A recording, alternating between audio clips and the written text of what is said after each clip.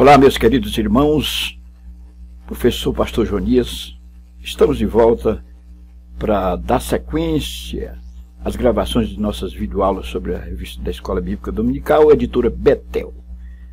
Estamos diante do primeiro trimestre de 2018. Aqui nós temos as 12 lições desse trimestre e a primeira lição, o livro de Levítico. 2. O sacrifício da expiação. Na lição 3, a oferta de manjares. Na lição 4, o sacrifício pacífico. Na lição 5, o sacrifício pelo pecado. 6, o sacrifício pela culpa. 7, o altar sempre aceso. 8, a consagração do sacerdote. 9, a purificação da lepra.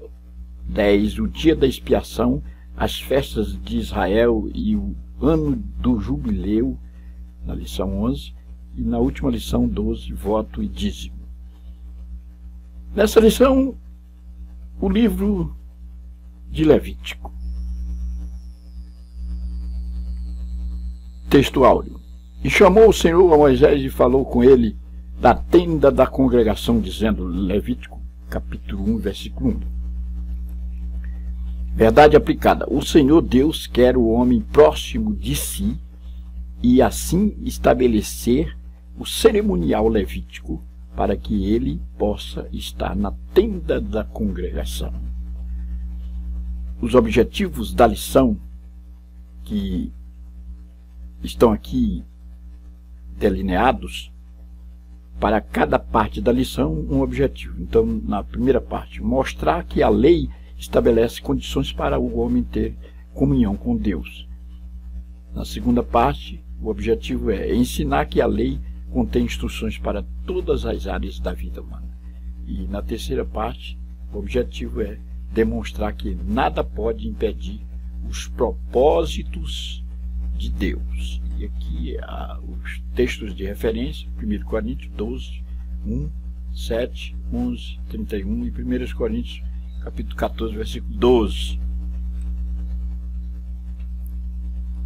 Meu querido irmão, ao longo desta lição, nós vamos estar estudando o livro de Levítico.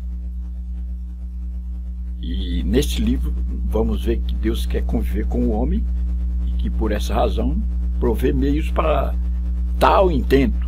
Um dos alvos da lei é revelar as condições para a comunhão do homem com Deus. Então nós vamos ver aqui as leis de Deus. Lei cerimonial, lei moral, lei civil e uma noção panorâmica do livro de Levítico ao longo dessa lição. Na primeira parte, Levítico, Manual de Santidade. É o terceiro livro de Moisés e faz parte do Pentateuco. A Torá, que é o livro base de Israel, escrito no hebraico e composto de 5 livros, chamado posteriormente de Pentateuco. E a palavra Pentateuco é uma combinação que vem da palavra grega penta, que significa 5, e a palavra teucos, que pode ser traduzido como pergaminho, que era o material no qual se escrevia antigamente. O livro apresenta basicamente um manual de leis e preceitos para a nação de Israel, para que a mesma viesse a ser um modelo de nação a ser seguido pelas demais nações. O livro é composto de 27 capítulos. Quando Stephen Langton dividiu a Bíblia em capítulos entre os anos 1234 e 1242, o livro de Levítico foi dividido em 27 capítulos. Portanto, um verdadeiro manual de santidade. Jesus é prefigurado neste livro como sacrifício expiatório. E a tônica aqui é a santidade. Deus se aproxima do homem e tenta aperfeiçoá-lo para que ele possa estar próximo dele, tendo em vista que Deus não conesta com o pecado. Os subpontos da primeira parte. Nós vamos ver o livro da lei de Deus, o livro onde Deus fala na tenda, o livro em que a vontade de Deus é revelada. Então, o livro da lei de Deus. O livro nos apresenta as leis do Senhor e como o culto a Deus deveria ser oferecido. Também ensina como os sacerdotes deveriam ordenar este culto para que Deus fosse glorificado através das ofertas e sacrifícios e as bênçãos viessem sobre o povo. Mostra como os sacerdotes deveriam cuidar da casa de Deus e também de como andar diante de Deus em sua casa. É um livro de valores espirituais, repleto de ensinamentos para os nossos dias e deve ser visto como um livro de estudo, a ser estudado em oração e meditação para um maior aproveitamento, e não um livro para ser lido de maneira rápida e superficial. O livro mostra como Deus deseja ter relacionamento com o seu povo. Portanto, precisamos estudar o livro de Levítico, esses 27 capítulos, com muita dedicação e na dependência do Espírito Santo, que é o real intérprete da Bíblia Sagrada.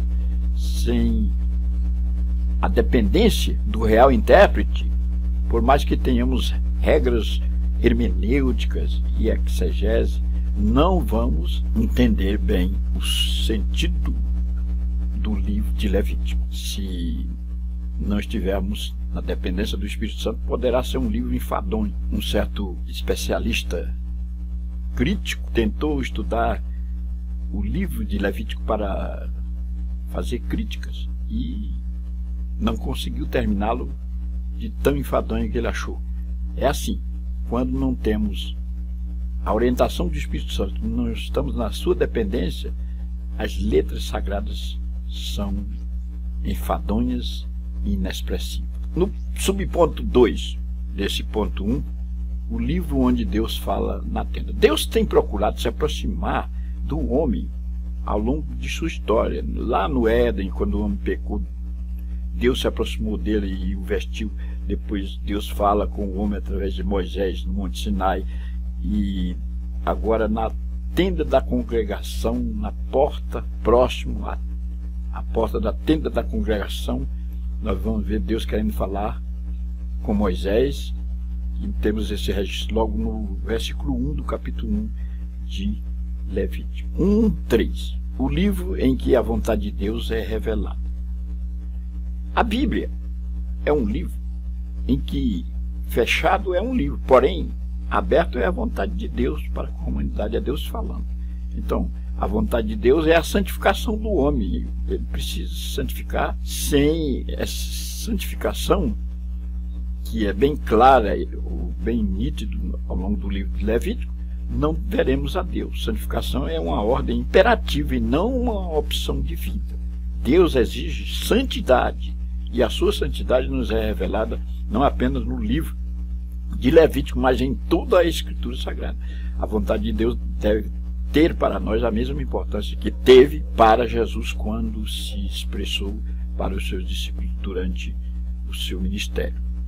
Então, o livro é a vontade de Deus. Aqui nós vamos ver Deus se expressando, se aproximando do homem e delineando aquilo que ele deseja que seja feito quanto à questão dos sacrifícios, das ofertas, e estabelece leis morais, e a lei está dividida em moral, leis civis, leis cerimoniais. Então, está aí o livro de Levítico. Você deve estudar os 27 capítulos ao longo desse trimestre. Na segunda parte, a lei de Deus. O que é lei? É um princípio, é um preceito, uma norma criada para estabelecer as regras que devem ser seguidas. É um ordenamento, do latim lex, que significa lei, uma obrigação imposta. Desse modo, Deus nos deu a sua lei para que viéssemos a cumpri-la e assim alcançássemos os objetivos por ela determinados. Essa lei é perfeita, como nos afirma a sua palavra, Romanos 7:12. Paulo não é um antimonista, como muitos querem, ou seja, contra a lei. Ele exalta a lei, só que a lei não tem poder para corrigir os nossos defeitos, apenas mostra os nossos defeitos, as nossas debilidades, mas a lei é perfeita. Vamos ver isso nos subpontos da segunda parte, aqui no 2:1, a lei moral, a lei civil, a lei cerimonial. A lei foi dividida assim. A lei moral é a expressão da natureza e vontade divina para o homem, estabelecendo a absoluta conformidade com a sua santidade como condição normal para o homem. O homem a cumpre somente se o seu ser moral, bem como o racional, não estiverem influenciados pelo pecado. Essa lei aqui é cumprida quando estamos em conexão com Deus através do seu Santo Espírito. A lei moral de Deus está além dos argumentos humanos e deve ser obedecida. Essa lei não está sujeita a costumes de uma sociedade, mas como lei que procede de um ser moralmente perfeito, que é Deus, é para ser aceita pelo homem. A cultura não vai influenciar, os costumes não podem influenciar aqui esta lei. No subponto 2, nesse ponto 2, a lei civil. A lei civil é a lei que rege o país. A lei moral é a expressão da vontade de Deus para poder aplicar a lei aos seus súditos na vida cotidiana. Foi apresentada a lei civil, que estabelece penalidades e instruções para a sua execução. Aqui, essa lei civil, ela expressa a padronização de comportamentos civis e que, uma vez desobedecidos, poderá ser penalizado aqueles que assim o fazem. Encontramos essas leis no livro de Êxodo 21:23. Elas tratam especialmente da proteção da vida humana e da propriedade. A lei civil era para regular o relacionamento com o próximo e a proteção dos bens. Aprendemos, assim, sobre a grandeza de Deus, que, sendo todo-poderoso, se preocupa em orientar sua criação desde a morte de um boi ao vestuário do homem. Então, é a lei civil que regula, que padroniza os comportamentos do país, da nação, especialmente aqui a nação de Israel. A lei cerimonial. A lei cerimonial está ligada ao ritual. A lei cerimonial é um conjunto de normas necessárias para a realização do culto judaico, que consistia de ofertas e sacrifícios apresentados por um sacerdote que serviu como base de adoração. Uma lei que dizia especialmente a adoração por parte de Israel ao Senhor.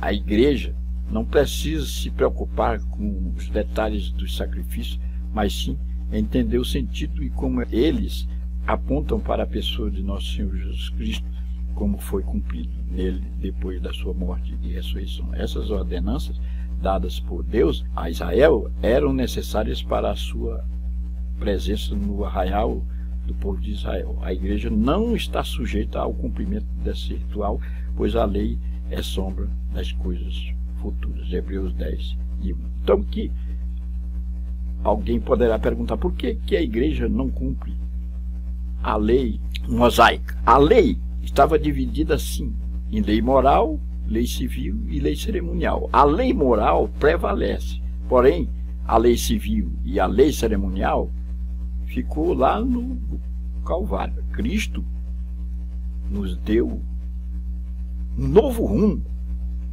e aqui era apenas a sombra, apontando para uma coisa futura.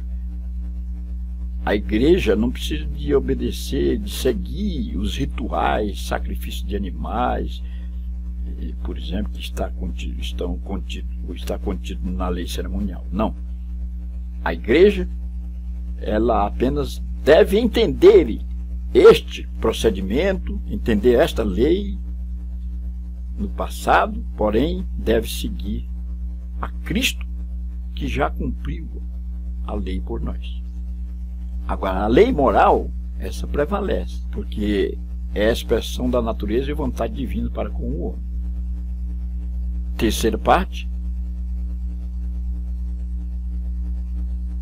o objetivo da lei. Por que foi dada a lei, então? Se o homem não tivesse recebido a lei de Deus, certamente teria um conceito errado acerca do pecado e também de si mesmo, Romanos 7,7. Também descansaria sobre os seus próprios pensamentos, nos seus sentimentos ou na própria experiência a respeito do que é certo ou do que é errado, de como agradar e servir a Deus. Então, nós temos uma expressão neotestamentária que a lei serviu de aio, ou seja, apenas como um instrutor que pega a criança e orienta durante a sua fase de infância e entrega novamente ao seu progenitor depois de preparado. Dá todas as noções da vida, orienta na padronização de comportamentos e essa pessoa é entregue novamente, é devolvida ao seu progenitor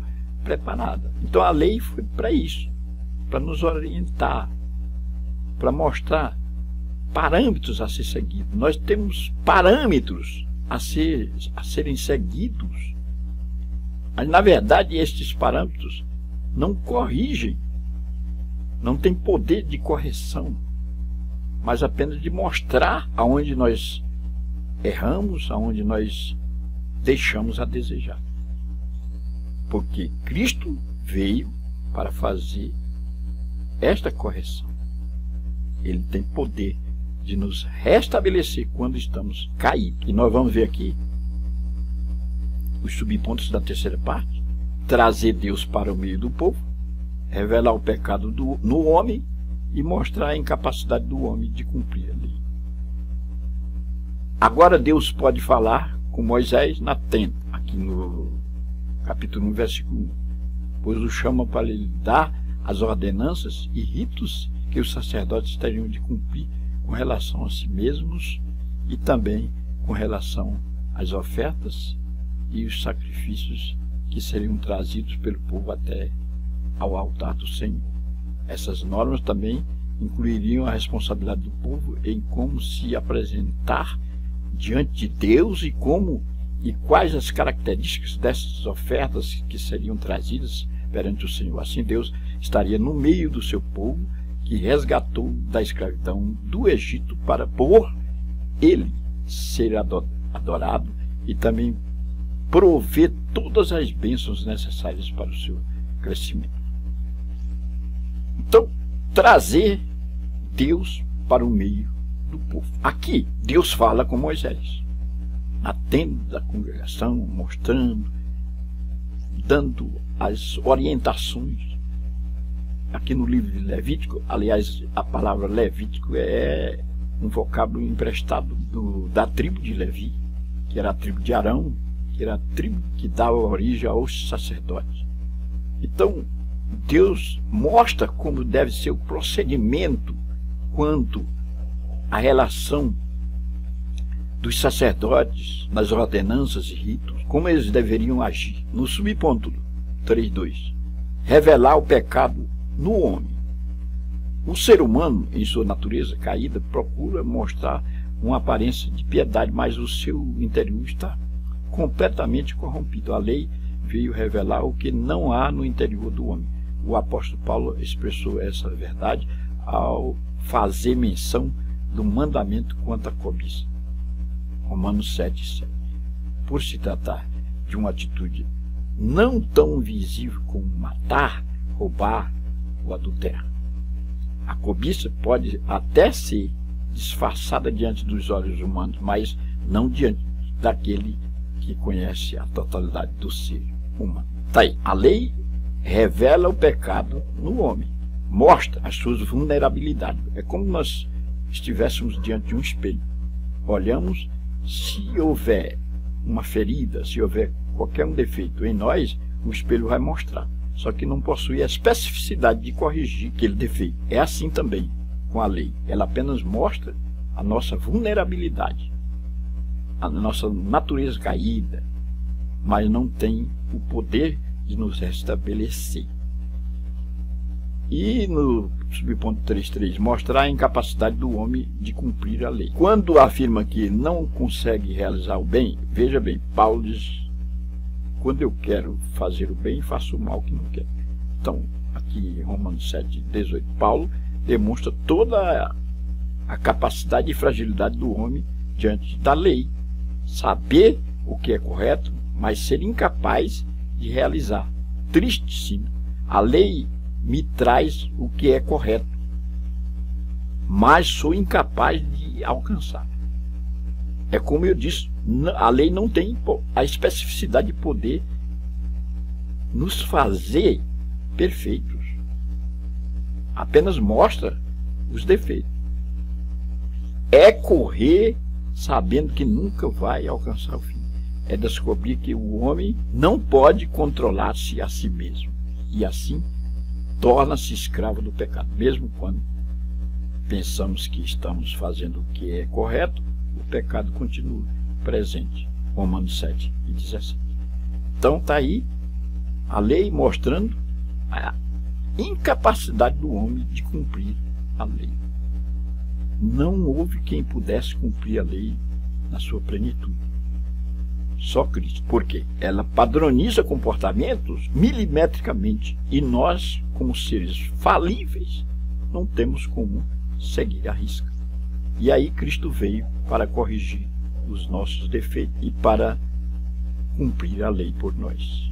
Ela é apenas o aio que nos orienta, nos mostra as nossas falhas, nos tenta encaminhar para a vida. Porém, quem faz a obra perfeita em nós é Cristo, que cumpriu a lei por nós, tendo em vista não termos esta capacidade de cumprir a lei. Conclusão, meu irmão internauta, a lei não pode conceder ao homem uma vida justa. Eu estou batendo nessa tecla ao longo desta lição, bem como comentarista, pois ela só é útil para aquele que nunca pecou, e para quem pecou, ela não tem nenhuma solução. Porém, Jesus Cristo, vindo a este mundo, cumpriu a lei e nos trouxe a sua graça, pela qual todo homem que a aceita é justificado diante de Deus. Nós somos declarados justos, não porque temos praticado justiça, mas porque Cristo é a nossa justiça. Ele sim fez tudo por nós. Agora você pode me perguntar, mas então, para que a lei foi instituída? E nós já respondemos ao longo desta lição. Ela é o instrutor apenas que nos mostra o caminho, e que uma vez praticando o pecado, não temos como nos corrigir diante da lei, porque quem vai fazer essa obra perfeita em nós é Cristo. Ele é a solução para nós. A lei moral prevalece. A lei civil própria para Israel, e cada país tem a sua lei civil, não deve ser seguida, porque cada país tem a sua lei. A lei cerimonial, onde estão contidos os rituais, as formalidades, também ficou lá no Gólgota. Nesta lição, aprendemos esta importante revelação de Deus ao homem. Precisamos entender o que Deus queria mostrar através do livro de Levítico. Os rituais ali, o sacrifício, é uma prefiguração de Cristo. Cristo é o sacrifício expiatório expresso no livro de Levítico. Vou deixar aqui o questionário. Que Deus nos abençoe.